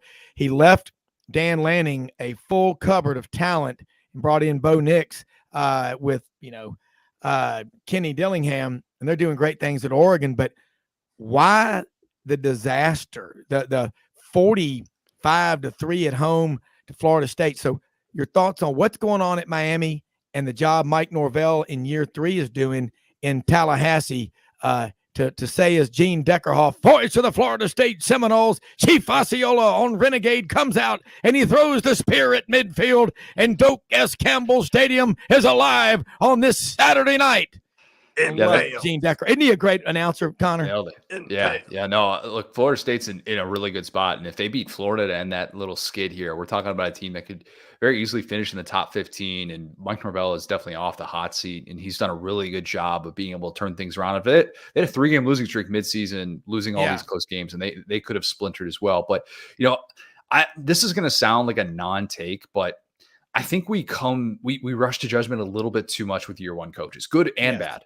I think just because a coach does X in year one doesn't mean that Y is going to happen. Gus Malzahn's a great example of that.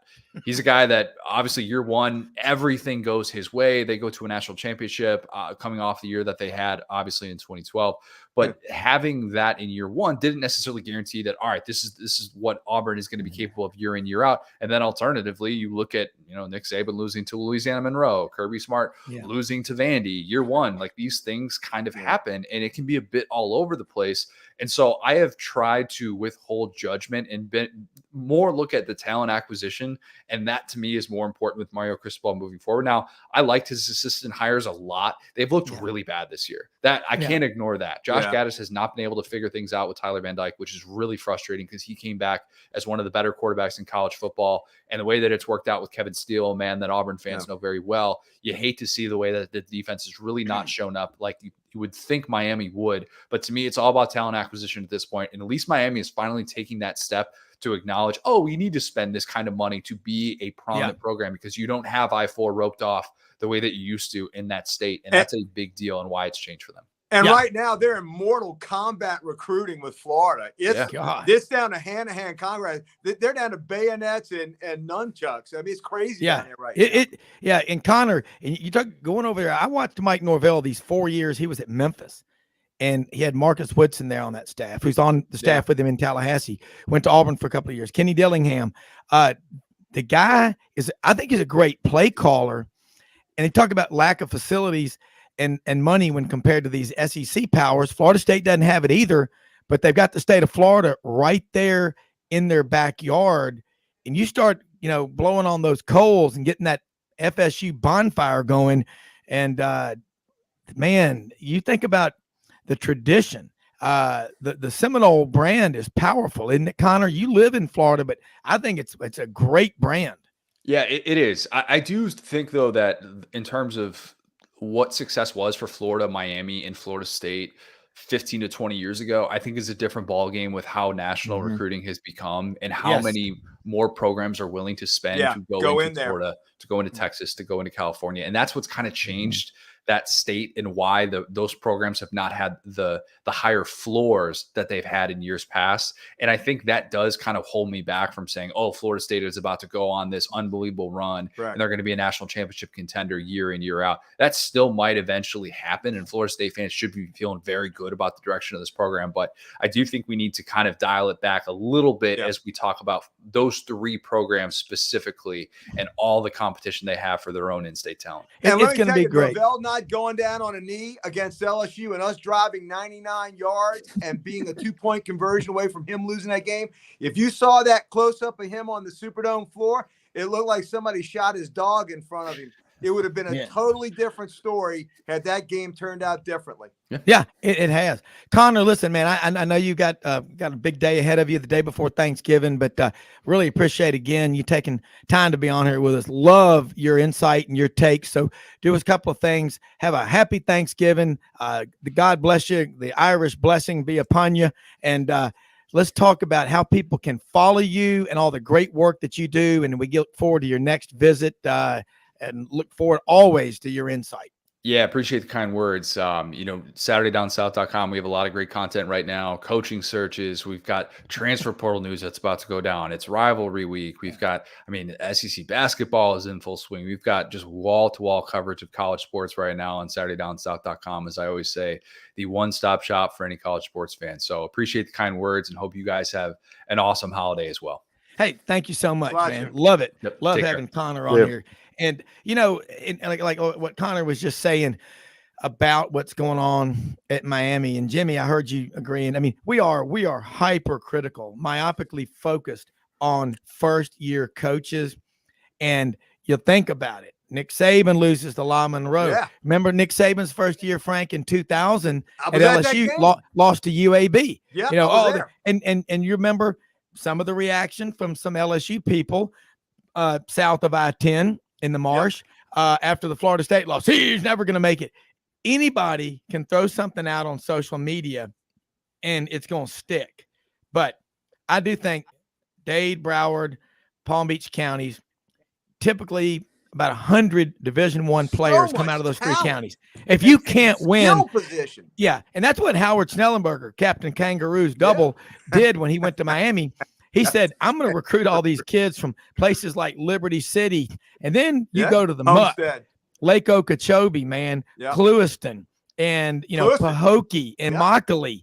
I mean, think about y'all ever heard of a running back, pretty good one, played at the U, played for the Colts, Edgar and James. Absolutely. He's from Immokalee. And you think about Joe Milton, Tennessee's starting quarterback Saturday against Vanderbilt will be Joe Milton, who's from the muck. So Heisman, yep. Connor's very smart, and he's right. We focus on these first year, but in the case of Jimbo, 5 years in, I mean, how long does it take to cook a steak? He's like 5 games under where Kevin Sumlin was at this time. Exactly. And also he has none of the top 10 or top 25 home wins and road wins that Kevin Sumlin had.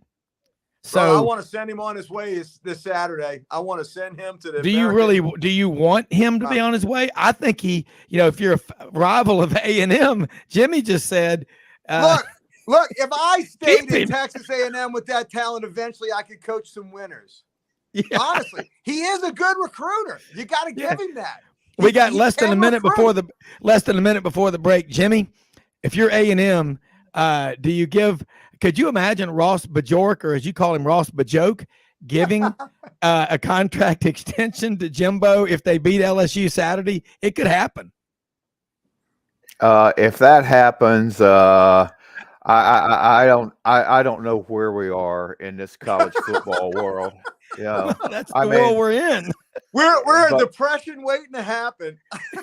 I do think that Bjork knows that if Jimbo gets let go, he's going to soon follow. That's for sure. And then, but talking about Miami, I really think that Miami is where Florida State was 2 years ago in year one under Norvell. They're just trying to start from scratch. They have no offensive line. I mean, Van Dyke hadn't had a chance all year long. Yeah. Hold those thoughts. Hold those thoughts. Hold that tiger. Dun, dun, dun, dun. Hello, Tanner Smith. We'll be right back after this quick break. Play, Nick. Hey, y'all. It's Ainsley from Hewlett & Dunn. Just coming to let you know about our new collection of boots. It's going to be our dress boots. They're the horsepower collection, and they're genuine exotic leathers and really comfortable. Rob, looks like we're still on, buddy. And patterns, so come check them out.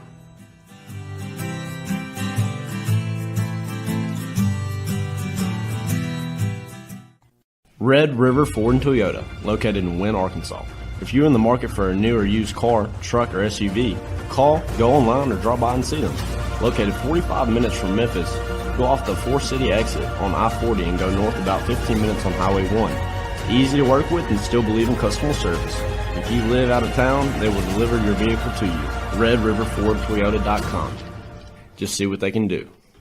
Strengthen your seed zone this spring with quality tillage equipment from House Industries. Located in Cherry Valley, Arkansas, House Industries specializes in manufacturing superior equipment that will minimize your downtime and keep you working in the field. To ensure the highest quality control, all design, fabrication, and testing takes place in a 99,000 square foot manufacturing facility located right here in the heart of the Delta. Locate your nearest House equipment dealer online at houseindustriesinc.com. House Industries, breaking ground. Sidelines with Rob Browne. Talk sporty to me.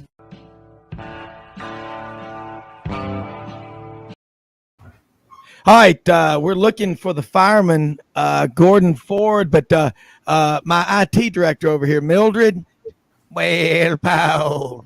Go. Gordon is trying everything to get on board. He, along with our good friend Rodney Orr of Tider and Cider, our system, if you don't have an iPhone, it seems to be difficult. And Gordon is trying everything. And Audrey said, well, can you borrow someone in the office's phone today? He goes, there's no one else here. So, I mean, Gordon's over there chaining up Lane Kiffin's front door. That's right. We're trying to get the firemen on because nobody stands guard in the fire tower looking east, west, north, south, in every direction, up and down for who's going to be fired. Where is smoke coming from? You know those old cartoons, Rob, when they were hammering in the nails with the boards across the door? That's what's going on in Oxford right now. Yeah, we're going to get a GoFundMe together for Gordon Ford to get him a phone so the fireman can be on here. But anyway, in his absence, the three of us will have a lot of fun in this last segment, the day before Thanksgiving in the greatest country in the world. American exceptionalism is alive and well in this Hollywood Squares version of Sidelines. And again, hats off, man. Thumbs up to our great Irish brother, Connor O'Gara. How about that? To quote the phrase from the movie Good Will Hunting, that boy is wicked smart. He's a smart guy. He is wicked smart, and he needs some chowder. He's smart like Jimmy. They have well thought out comments, both of them. Jimmy, he reminds me a lot of you with his thoughts. Just a younger Jimmy, and I was out there in the parking lot this morning drinking about 4 cups of coffee for about 3 hours, and I'm gonna come in here and give a motivation speech. Here you go, Frank. Frank, Jimmy, what I'm disappointed in, though, we did have the brief murder of crows in the background of Frank. I think during the break, I had about 10 of them fly over, and they were loud. And what's funny is when they got, like, my house, in fact, I'll show it to you. My house overlooks this beautiful valley, looking down to the skyline of Atlanta, right? Yeah, so absolutely. So when they came up, right, my house is like the top of the peak of this part of the mountain. Yes. And when they came, they split up. So at first, when I saw them in the distance, it was weird. I kind of thought it might have been even some ducks coming in because we get a lot of geese and ducks this time of year. But all of a sudden, I heard the squawking. I was like, those are crows. And they even peeled off. I was like, it was so odd, right? Normally, they'll go single file, right? Well, you were counting crows. Yeah, I definitely was counting crows, right? Yeah, absolutely counting crows. All right, let's get back to college football, college basketball. We're going to get myopically focused on college football. There's so much happening, and Jimmy has alluded to this a number of times on our broadcast, The Sidelines, and we're here every Monday through Saturday, folks. Don't forget about it. And speaking of that, Miss Rubin's Rubs, you're going to be cooking anything for Thanksgiving. Yep. Go to your local Publix, Winn-Dixie, Black Magic, White Magic, Seafood Magic, Creole Magic, and check out the marmalades, okay? The marinades. They are incredible. We put on briskets. MJ cooked one 16 hours, 20-pounder with Black Magic and White Magic, Miss Rubin's Rubs, MissRubins.com. If you can't find them at your local grocer, fantastic. And if you got dogs and cats, do yourself a favor. Get them to May Veterinary Clinic, Tuscaloosa, Northport, Alabama, since 1964. All your critters, they will take care of them. They have great veterinarians there, great staff. Waller, May, just a fantastic veterinarian. Guy May, the whole crew that they have there, they're there to serve you. And I think on the way up to Atlanta, we need to stop Mike the Tiger in there for a checkup on his way to Atlanta. hey, man, Mike the Tiger needs to be in a surly mood Saturday night. And I can assure you that.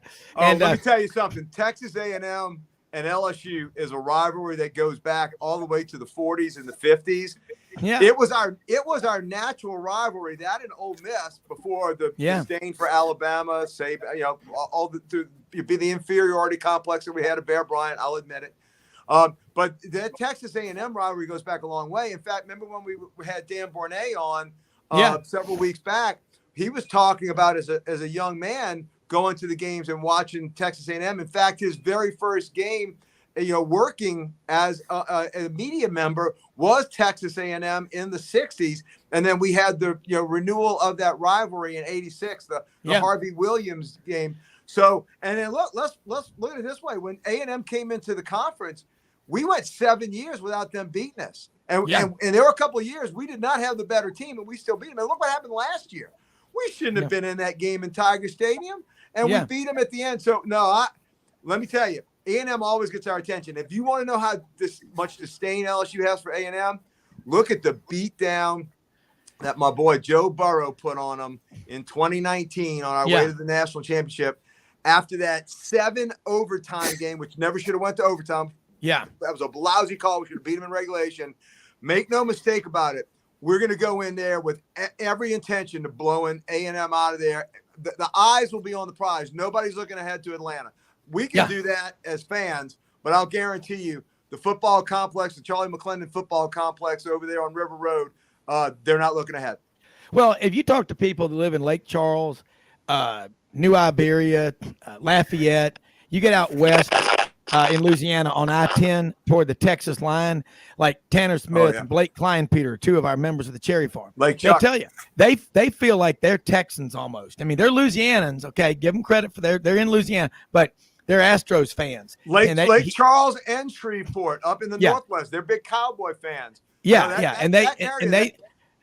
Lake Charles, if you're going to the city, you're going to Houston, not necessarily New Orleans. And it's like that. If you understand the way the South works, that, you know, people in Jackson, Mississippi, they look toward New Orleans. Okay. You get in Mississippi North, the capital of Mississippi, North Mississippi is Memphis. Yeah. I mean, that's just how it is. Yep. And it's an interesting deal. And Arkansas, Tennessee, all these southern states, you've got the coastal people, the hill people, the Delta people in Mississippi. The state lines are almost immaterial. Yeah, honestly. they are. The state lines, it's really where you are regionally in that part of the South. Yeah, it really is. And that, but again, you think about Texas A&M and LSU, Arkansas, Missouri. Look, I'm going to tell you what. Over here in Arkansas, they're getting fired up about basketball season, but their football program, they could be 9-2, could even be maybe 10-1. They've lost a lot of close games. You look at these rivalries. I like that Arkansas LSU game. That went down to the wire. Absolutely did. And I told Jimmy, you I think Jimmy got it that week. Yeah, I was LSU to take care of Arkansas. No, not if you watch this rivalry. Yeah, believe me. Yeah, we were lucky to win that game. Yeah, they're no easy games. They're no easy outs. You know, Cadillac and Auburn are going to go up there and they'll play a full 60. It hadn't been this much fun watching Auburn play football in years. Yeah. You've got somebody there that absolutely loves Auburn. And Cadillac, it comes through loud and clear. Over 100 players showing up for that Auburn Texas A&M game. It doesn't matter how good or whatever. I'd love to hear you and Jimmy's take because the Iron Bowl, I just love the Iron Bowl. Look, I like Ohio State and Michigan as a rivalry, and that's going to be a great game this year with so much on the line. Yeah. But my favorite rivalry, hands down, is the Iron Bowl. I mean, I love watching that. It's such theater, right? Yeah. You being an Auburn guy, Jimmy, you being a Bama guy, what do y'all see about this game coming up? I'll go with Jimmy. You know, you talk first because Alabama's in Tuscaloosa. Auburn, you know, is 21.5 point underdog. But we didn't think they were going to do anything last year. Yeah, but here's the deal: 95% of the time in the Iron Bowl, the better team wins. Jimmy. Agree? Disagree? Can't argue with the facts. You just never know until you line up. I think coming into this game that, in particular, Bryce Young and Will Anderson and any players that are going to leave early for the NFL draft, they badly want to win this game. Yeah. Because they want to keep that 14-year streak alive and extend it to 15 when it comes to consecutive 10-win seasons. I think it's a really big deal. I think they learned in a painful manner last year just what can happen to you in this game if you don't come to the ballpark ready to play. And I knew last year on that opening possession when Alabama sacked Finley at the 3-yard line and they got a short punt at the Auburn 45-yard line and they did nothing with it offensively, that this was going to be a long day. and they just got outplayed for 3 full quarters. Lucky to get out of there with a win. Yeah, if they didn't have Bryce Young at quarterback, they wouldn't have. And even with him, there were 4 separate occasions in which Auburn was one play away from winning the game. Yeah. And so I think Alabama is going to be in a focused mindset. I think, they're going to be ready to play. They're going to focus on stopping Auburn's running game because they realize that their passing game is not going to hurt them. But with that being said, when they do go back to throw, you have to have a spy on Ashford and keep him from finding spaces in which to run, and you can't turn the ball over. But you've got to play 60 minutes of just focused football in which you're just thinking about your assignment on each play, because one mistake in a game like this can get you beat if you're not prepared to play. Correct. Yeah, and looking at it, from Auburn, the last time Auburn had an interim coach lead the Tigers onto the field was in, I believe, 1998. Brother Oliver from over in Linden, Alabama, in the Black Belt. Auburn got up 17-0. Alabama ended up winning, I think, 31 or 34-17. This is same situation. Alabama, when Auburn has a coaching change, if you look at the last game, even go back to Suge Jordan Bear Bryant in 1975, it was 28-0 Alabama. You go back to Pat Dye's last game, Doug Barfield lost all 5 of them. Pat Dye's last game, it was 17-0 Alabama. You go to Terry Bowden, he didn't even make his last game. That was because Bill Oliver took over the last 5 or 6 games. Then you look at Tommy Tuberville's last game, I think it was 38-0 in Tuscaloosa. You go to Gene Chiswick's last game, I think it was 49-0 or 49-7 or something in Tuscaloosa. Gus Malzahn, 42-13, his last game in Tuscaloosa. Now, Cadillac's an interim coach. Brian Harsin didn't get a chance to ever play in Tuscaloosa. I just think Alabama looks at this game in Tuscaloosa. It's personal to them. It's personal to Auburn. Alabama's just got too many weapons. Robbie Ashford, how you going to beat Alabama as a one-dimensional team unless it's going to be more about if Alabama self-destructs that feeds Auburn, and Auburn will play hard. I'm not saying they won't. I expect Auburn to win, and I hope Auburn wins every game. I never say we're going to be 7-5, 8-4 this season. We're 12-0. My team is until you beat us. But I don't see how Auburn is able to do it. That doesn't mean Cadillac and these guys are not good coaches or anything like that. You have been through you've been in the spin cycle for the last 2 years, but the last 3 weekends coming into Saturday's game at Bryant-Denny, Auburn's having fun again. The future looks bright. They're opening up that $92 million football facility. Recruiting is starting to come back in line. All these schools, if you beat Auburn this year, okay, it's like kicking a man in a wheelchair.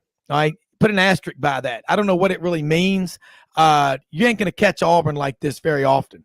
This program has too much pride, too much tradition, too much money. They're the 12th winningest program in the history of college football. And if Auburn counted national championships like their rivals do, they'd have 10, but they only claim 2. Why not take pride in what you got? They got 12 or 13 conference championships. Count them. Everybody else does. I mean, so if I'm Auburn, I go into this game, and as Jimmy likes to say, you play with house money. Yeah. You got, nothing to lose except the game. But you know what? Since I got out of high school, Auburn's beaten Alabama 20 times. Alabama's beaten Auburn 20 times. Nobody beats Alabama more than Auburn. Right. This would be the biggest upset. Yeah. My dad was at the game in 1949 when Auburn beat Alabama with Travis Tidwell 14-13 in 1949. The year after Alabama, they resumed a 41-year hiatus in the series, 55-0. I think about 2002, Auburn, they had picked out Auburn's burial suit, ordered the flowers, and had already dug a 6-foot grave for the Tigers. And they went up there with Cooper Wallace at fullback, Trey Smith running back, quarterback Jason Campbell, Robert Johnson, the tight end, had a big day. You had just nobody gave Auburn a chance. And what they do, they go up there and they win 17-7. It would take that kind of an effort. Yeah. Yep. So I mean that was Franchione's last game. You know, here's the thing. When Auburn beats Alabama like that, they'll say, well, we weren't very good. When Alabama beats Auburn 49-0 or 38-0 in a game, Auburn fans just say, you know what? You just beat the crap out of us. That's just the way it is. You can't be conditional about your wins and losses. You get beat, you get beat. Always one thing will happen. The better team will win. Otherwise, there's no reason to keep score. But I think Alabama's just too good, and there's just too many weapons, and Auburn's too one-dimensional. But hey, could be a kicking game. Never forget, 50th anniversary of Punt Bama Punt. Something crazy could happen. Well, I think they need to take the approach. They need to unleash Robbie to go throw long, deep. They need to take on Eli Ricks and those cornerbacks and stretch him deep. Do you want to take on Eli Ricks? they need to take the approach that they took against LSU, which was probably some of the best football that Auburn played that first quarter and a half against LSU when they were throwing deep. They've got to get now again. I don't think Alabama's front seven is going to give them the time to do that because they're far better than what LSU's front seven is. We got a good one, but Alabama's is better. But they've got to try and get that Alabama secondary off the line of scrimmage to have any chance. They've got to stretch that defense out, or they're not going to have a chance. But Alabama's cornerbacks, I mean, you saw it in the Tennessee game. Again, Auburn's offense is not Tennessee's, but you saw where they could stretch that defense. That's what I think Auburn has to do. They have to look at that first quarter and a half of how they played LSU's defense and then take that same approach. They have got to stretch the field, or it's going to be a long day. And play service. We're about out of time. Play Service Academy football. Run the ball 55, 60 times. You never know what could happen. I'll tell you one thing. They've got to at least throw it deep a few times and connect on a couple. Half a dozen times, complete them, and force Alabama to play on their heels. You're right. Great stuff, guys. Great show. We'll be back Friday. I was texting Roman Harper last night. Hopefully he's going to join us. He's going to try to. Friday, Ken Capps, Yancey Porter, Frank, be ready. If you can join us with Jimmy and me, got a great one. Everybody have a Thanksgiving. Be thankful for what you got. Don't think about what you don't have. Be grateful for what you got. God bless America. We're out of here. We'll see you Friday. Blessings, guys. Thank you, man. That was awesome.